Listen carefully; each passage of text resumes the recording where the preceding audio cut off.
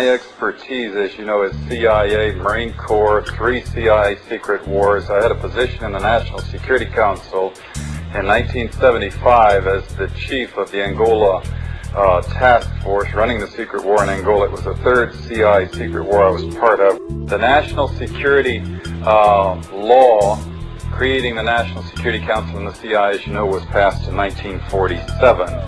The CIA was given this charter to perform such other duties and functions as might be necessary to the national security interest, and given a vague authority to protect its sources and methods.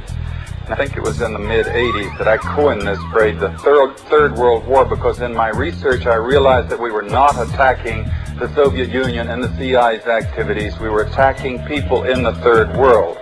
And I'm going to just quickly, in the interest of time, just give you a little sense of what that means, this Third World War.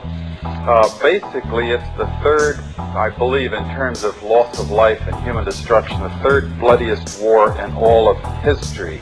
They undertake to run operations in every corner of the globe.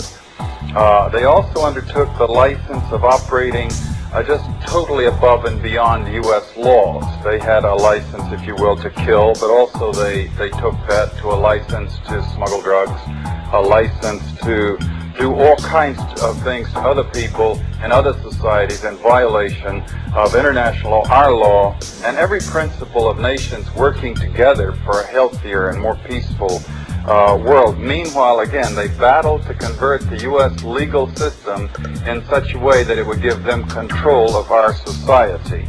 Now, we have massive documentation of what they call the secret wars of the CIA. We don't have to guess or speculate. We had the Church Committee investigate them in 1975, gave us our first really in-depth, powerful look inside this structure. Senator Church said in the 14 years before he did his investigation that he found they had run 900 major operations and 3,000 minor operations. And if you extrapolate that over the whole period of the 40-odd years that we've had a CIA, you come up with 3,000 major operations and over 10,000 minor operations. Every one of them illegal, every one of them disruptive of the lives and societies of other people, and many of them bloody and gory beyond comprehension almost. Extensively, we manipulated and organized the overthrow of functioning constitutional democracies in other countries.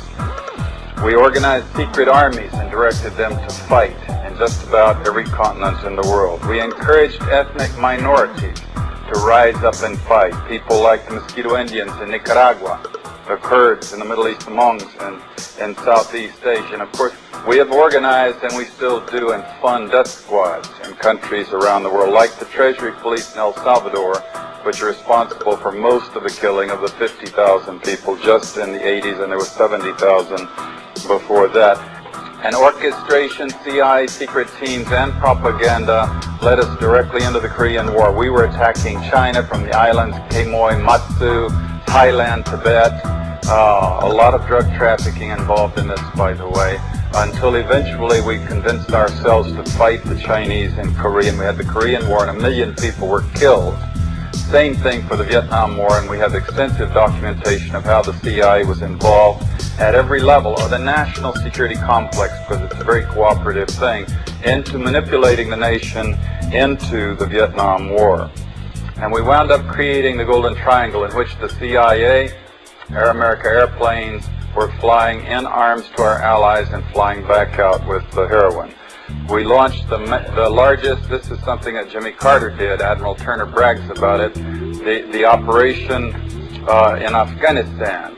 Biggest single operation, I'm told, in the history of the CIA's secret wars. And sure enough, very quickly we produced the Golden Crescent, which is still the largest source of heroin perhaps in the world today.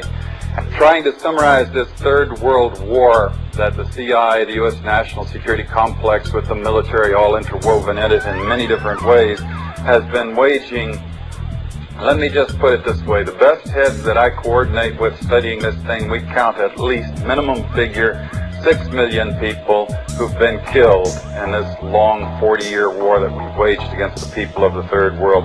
These are not Soviets. We have not been parachuting teams into the Soviet Union to kill and hurt and maim people, especially not since 1954 when they developed actually a capability of dropping atomic weapons on the United States.